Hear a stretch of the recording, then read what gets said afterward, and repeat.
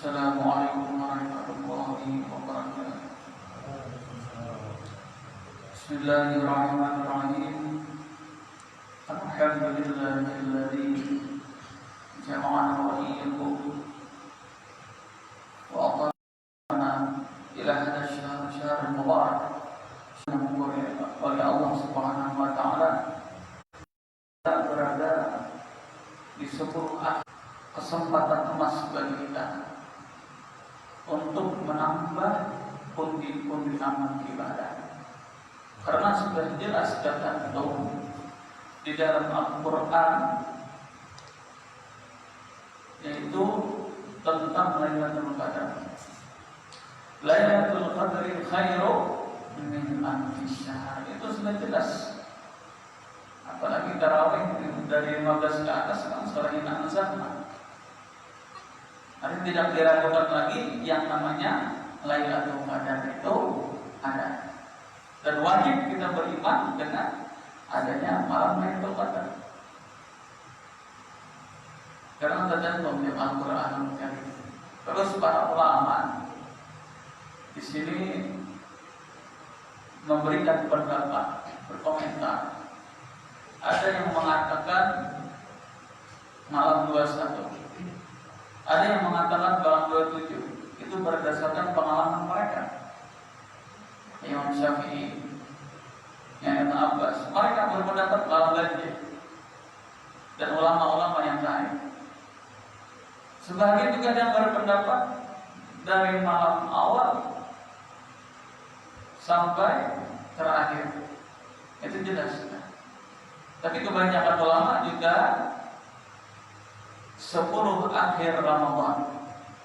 Artinya menurut para ulama, jumhur ulama, malam 21 sampai malam terakhir bulan Ramadan, di situ akan turun malam Lailatul Qadar. Jadi maksudnya turun di situ apa?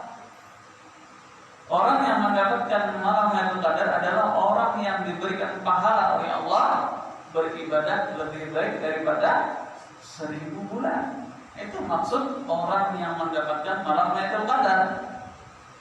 Lailatul Qadri khairu min alfi syahr. Orang siapapun yang beribadah di malam 21 sampai terakhir, siapapun dia, apapun statusnya, baik pedagang, baik orang yang berilmu, baik orang yang jahil, baik orang yang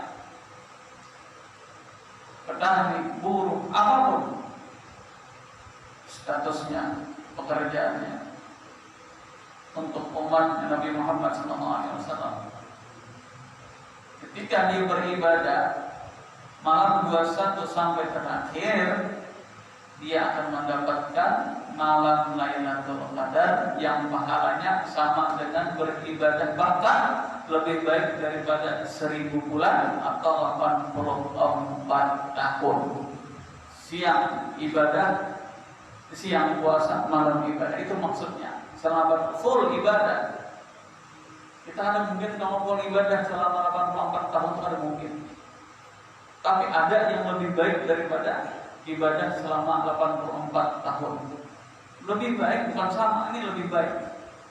Kapan? Ini tadi Lailatul Qadar.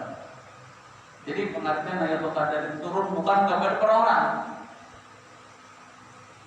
Siapa aja beribadah apabila pas turun malam Lailatul Qadar yang Allah Ta'ala rahasiakan. Kalau ditentukan kan misalnya malam 27 atau malam 25 atau malam 29. Karena kan di dalam ibadahnya fokus kepada satu malam aja.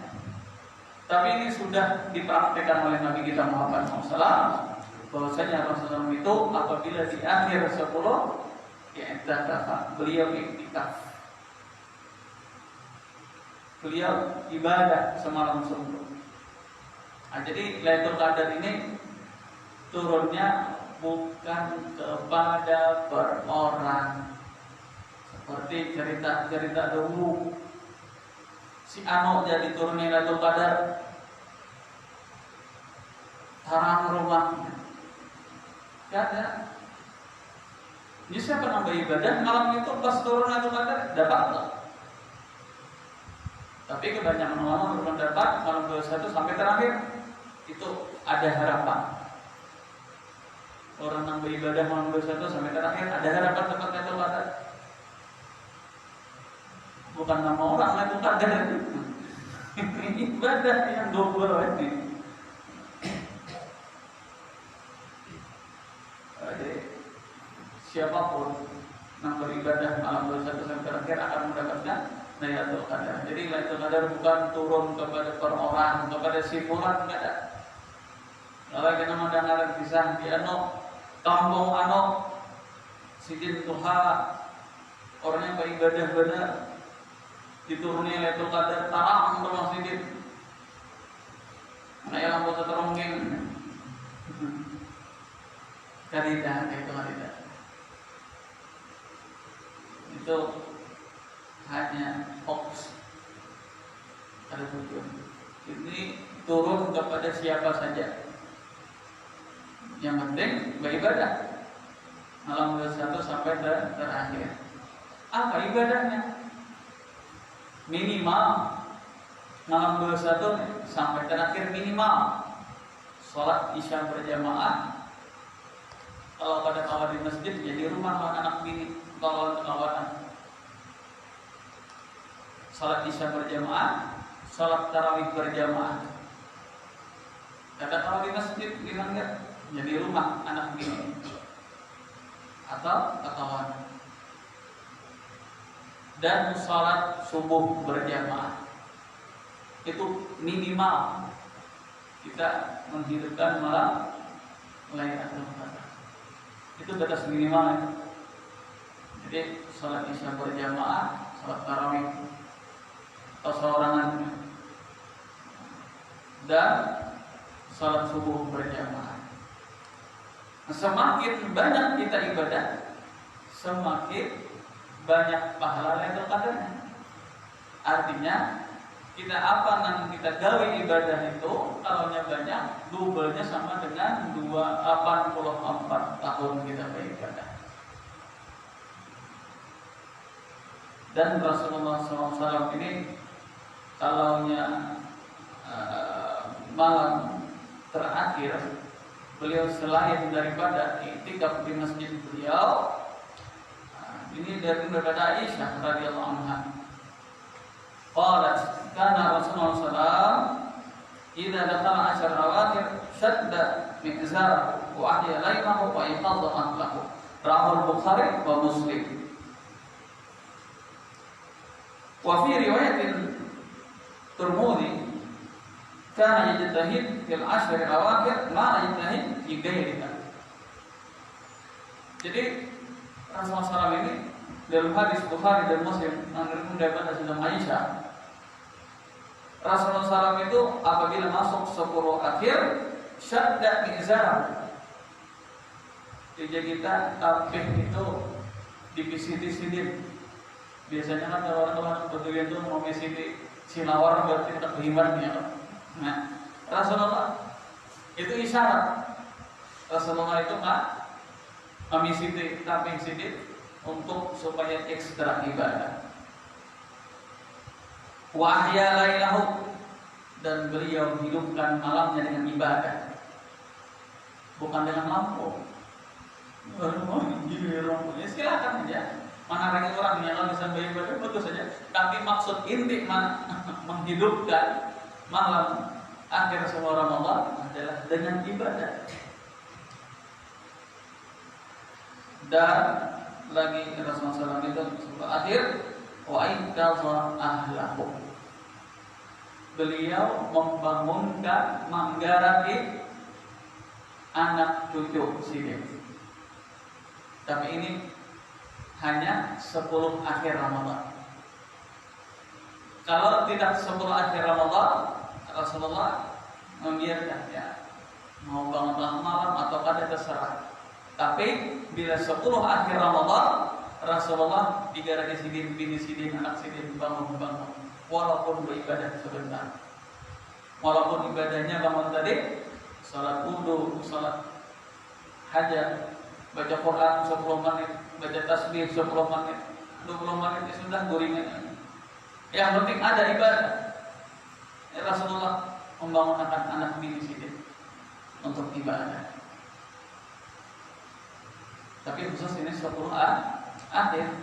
Nah, ini yang dipraktikkan oleh orang-orang saleh kita seperti di kota Tarim dan kota-kota lainnya. Mereka menjadikan 10 akhir Ramadan ini seperti hari raya, di mana musala, di mana masjid penuh. Apalagi kalau ada khatam Al-Quran. Misalnya malam 21 khatam di Masjid As-Segaf, malam 23 di khatam Masjid Maudar, malam 25 di Masjid A, 27 di Masjid Bangalawi umpama. Mereka puncak ibadah semalaman suntuk sampai waktu subuh berjamaah, tadarus baca wirid sampai isya hanya ringan. Itu yang mereka lakukan karena mereka melestarikan daripada leluhur mereka, yang mana mereka menjaga ibadah 10 akhir Ramadan sama seperti yang dilakukan oleh Nabi Muhammad SAW. Ya, dalam tentunya kalau orang yang bergawe kan kadang orang kalau semalaman ya ada guring pulang nih gawian. Ya, maksudnya itu di mana kita mampu, di mana kita awal, kita gawe. Artinya untuk masalah 6 sunat jangan kita paksakan kalau anggaran mengganggu 6 wajib. Maksudnya mengganggu wajib itu ya apa? Kalau kita berusaha mencari nafkah dari anak ini terganggu gara-gara kita beribadah. Nah, lain banyak tabungan. Sampai sebulan menanggung bersilang, aku boleh puasa, puas beribadah, nah itu kata masalah. Nah, kalau nang pas-pasan ini, sehari habis aja nggak ada cukup, mau yang kalau berpuasa mencari. Nah, itu artinya mencari nafkah bulan Ramadan hukumnya wajib. Sedangkan beribadah itu hukumnya sunat. Ada sebanding sunat lawan wajib. Ini maksudnya di mana kita awal sunat kita gawe untuk mendapatkan malam Lailatul Qadar. Jadi kita kalau banyak ada hawa semalaman suntuk, jangan kita paksakan kalau mengganggu 6 wajib seperti mencari nafkah. Sampai kita awal tarawih aja sampai bisa berjamaah tarawih, subuh berjamaah, kerjanya paling sebelum sahur sembahyang 2 rakaat. Bangun kita song-song pada biasa jam 2:30 bangun misalnya ada jam 3 sembahyang 2 rakaat, baca Quran 10 menit, baca tasbih 10 menit, istighfar 10 menit, selesai 30 menit aja beribadah. Nah ini harapan akan mendapatkan Lailatul Qadar. Nah ya siang guring, malam guring, rugi jadinya. Padahal ini kan ibarat akan orang bahuma adalah malam 21 sampai akhirnya ia benar menghatam, panen. Karena kesempatan Lailatul Qadar ini hanya ada di bulan Ramadan. Namun di luar Ramadan kan kita lagi Lailatul Qadar adanya hanya di bulan Ramadan. Kapan Allah merahasiakan? Tapi para ulama berpendapat kebanyakannya malam 21 sampai terakhir ibadah. Kalau ganjil aja, ya ganjil silakan. Ya besar harapan malam ganjil. Cuma karena tentunya bisa juga enggak. Allah Taala rahasiakan. Nah, artinya malam ganjil adalah ibadah, malam genap pun seapa awal. Yang penting minimalnya isya berjamaah, tarawih berjamaah kalau awal, dan subuh berjamaah walaupun di rumah dengan anak istri atau dengan orang sekitar kita, Mbak 45. Karena kan musim kayak ini kan awal lagi sebahagian masjid kan ditutup untuk pencegahan supaya jangan sampai kalau umpama ada yang kena, ya istilahnya mengurangi. Cuma yang kita berharap pada Allah Subhanahu Wa Taala dengan ibadah, dengan kita sabar, Allah akan virus corona ini supaya kita normal seperti biasa ibadah. Nah, Allah Taala sebenarnya menguji kita bagaimana seseorang hamba itu ketika diuji dengan virus corona ini, apakah dia masih ingat dengan aku, kata Allah. Ini kata mantan-mantan diberi hakan kan baju wah kayak mau malah air. lain jangan ya, kalau memang udzur ya udzur, tapi hati kita jangan merasa bangga. Iman kita dipertanyakan, iman kita dhaif. Kalau sesuatu yang udzur itu kita gembira, hati iman kita dhaif. Sebenarnya Allah ingin menguji kita. Virus ini semua diuji, ulama pun diuji. Ya. Diujinya gimana? Bagaimana mereka mempertahankan daripada iman-iman kita semua ini, terutama bagi orang-orang awam menghadapi masalah seperti virus corona ini, terutama masalah iman. Ini ulama pun diuji. Artinya walaupun perbedaan pendapat, tetapi hati tetap satu. Itu maksud daripada para ulama diuji. Ada yang berpendapat kayak ini, ada yang berpendapat kayak ini. Kan masing-masing punya pendapat, selama itu didasari dengan dalil-dalil. Tapi walaupun berdebat, walaupun beda pandangan, tapi hati kita tetap satu. Ya, itu yang paling utama. Jangan sampai perbedaan pendapat jadi kita berdebat lagi. Ini tantangan, ujian bagi para ulama dan seluruh orang yang punya pekerjaan, dagangan yang biasanya ramai, berdagang di pasar kurang ramainya, bahkan ada payung sama-sama. Ini ujian kayak apa hati kita dengan Allah Subhanahu wa taala. Yang biasanya berdagang malam payung kurang banget. Ujian. Jadi semua golongan dapat ujian dari Allah Subhanahu wa taala. Di mana hati kita bergantung kepada Allah Subhanahu wa taala. Jadi intinya di akhir 10 ini Nabi Muhammad SAW memberikan praktek contoh ikutan pedoman imam lawan kita, bahwasanya di mana kita bisa mengerja ibadah di akhir 10 Ramadan. Tentunya ada sebagian zikir-zikir yang dianjurkan oleh Nabi kita Muhammad sallallahu alaihi wasallam, apa daripada amalan tersebut. Karena dalam hadis Salman bin Faris sahabat Rasulullah, "Wastaghfiru fihi min arba'in hisab. Faslatani turduna bihima rabbakum. Faslatani la ghina lakum anhuma. Fa amma alladhani turduna bihima rabbakum fasyahadatu an la ilaha illallah wa tastaghfiruna. Wa amma alladhani la ghina lakum anhuma fatas'aluna Allah al-jannah wa tasta'iduna bihi minan nar." Nah, jadi amalan yang kita mengharap ridhonya Allah, dan amalan ada dua perkara yang kita hendak ridha Allah, dan ada kita dua amalan mau kita inginkan. Apa amalannya itu? Itu asyhadu an la ilaha illallah, astaghfirullah, nas'aluka al-jannata wa na'udzu bika minan nar. Allahumma innaka 'afuwwun karim tuhibbul 'afwa fa'fu anna. Kebiasaan itu dibaca orang sebelum berbuka menghadang-hadang, dan biasanya kalau di masjid puasanya atau di masjid-masjid yang lain hendak berbuka itu menghadang 5 menit 3 menit. Asyhadu an la ilaha illallah, astaghfirullah, nas'aluka al-jannata wa na'udzu bika minan nar. Allahumma innaka 'afuwwun karim tuhibbul 'afwa fa'fu anna ya karim.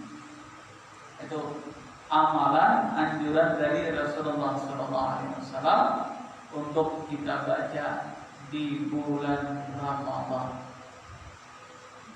Itu amalan khusus, hanya ada di di bulan Ramadan. Jadi intinya 10 akhir Ramadan ini kita fokuskan ibadah seperti apa yang dilakukan oleh Nabi Muhammad SAW dan salafun salih kita. Artinya salafun salih itu leluhur para ulama salaf kita, leluhur daripada ulama Ahlus Sunnah wal Jamaah kita. Mereka menghidupkan 10 akhir Ramadan ini dengan ibadah semampunya,